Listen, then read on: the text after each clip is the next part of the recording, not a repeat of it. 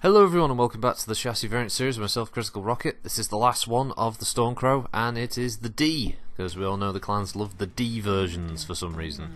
So, the Stormcrow Delta is a long-range support model. It's entirely missile-based. It has 5 missile hardpoints spread across the mech, with 2 in, I think it's the left torso, might be the right, one of those two, and the rest spread in the other side torso and the arms.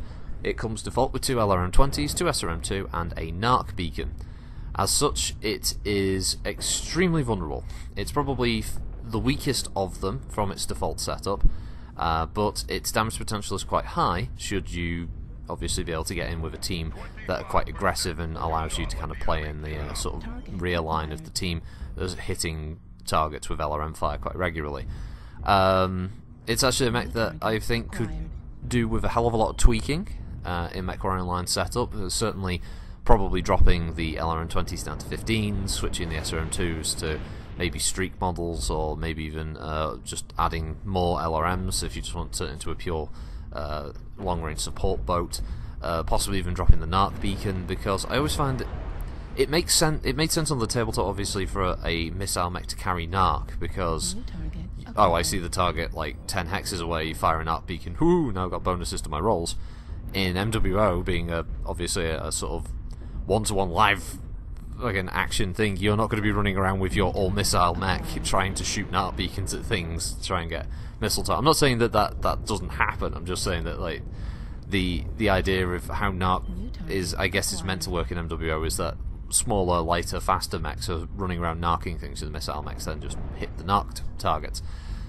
So dropping NARC is, you know, probably a good idea, and getting yourself an extra missile weapon in there, or maybe just adding some extra ammunition. Obviously, like everything with the clans at the moment, ATMs are something that can totally work on the Delta version, or just turning it into a good old splat model, whatever the hell it is you want to do. It can work wonders for this model. And now I know some people have a deep-seated grudge against LRM carrying mechs. I can see why some people hate them, because they don't like the idea that they can be hit from a distance without any means of return fire. Personally, I don't mind LRM boats. I actually have more of a contentious issue with energy boats, and I know it all comes down to this argument about who's got, you know, skill and all this stuff. Frankly, I quite like the change of pace of running an LRM mech, but for me, there aren't that many LRM boated mechs in MechWarrior Online anyway by default, so for me they don't come around as often, so I find them to be a genuine change of pace. I moved over here to help this poor Banshee pilot who was getting harassed by a couple of light mechs. None of the other team members unfortunately came back to help him, so it was just me dumping missiles into a Stormcrow, Shadowcat, sorry. Got Stormcrows on the brain. So yeah, it's a really good mech. There was a lot of ers in that previous sentence. So it's in a map like this, it works wonders because it's not a huge map, so you don't have to worry about the distances that you're going to be running and changing fire position. There's lots of open terrain, and if you get the right target, like here in the centre of Canyon Network, it's a mech that can do a hell of a lot of damage, and you can just really ruin someone's match. Unfortunately, as horrible as that sounds, it is kind of what LRM mechs are good at doing, just ruining people's day.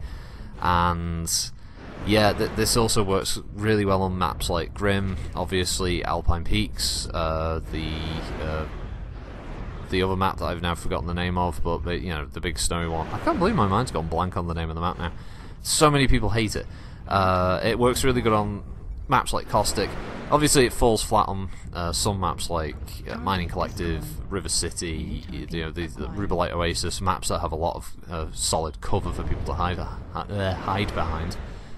And yeah, so it's a bit more situational, but it's pretty good overall if you like your missile mechs.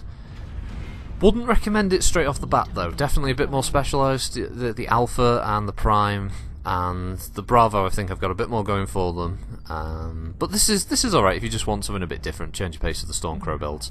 And all the Stormcrows are good in my opinion, don't have a bad thing to say about them. Great hard points, nice hitboxes, really good default layout of armour, nice speed, lots of different weapon combinations, good omnipod layouts, lots of opportunities to create some really devastating builds.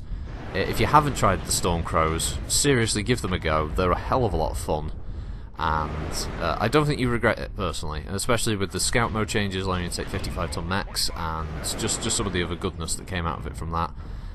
It's a hell of a lot of fun to run around in Stormcrows. They still are to this day, even after the years after they've been initially released and new clan mechs coming in. Still find this to just be a joy to run, taking out the prime every now and then. So yeah, that wraps up clan mediums. We're going over to heavies. Obviously I will be coming back to the likes of the Black Lantern when the other versions are available for C-bills. And yeah, that's that. But first one we'll be kicking off will be 60-tonners. So it might be the vultures, or possibly linebackers, so we'll see how that goes. Until then, thank you for watching everybody, hope you all have a good week, and I will see you next time. Bye!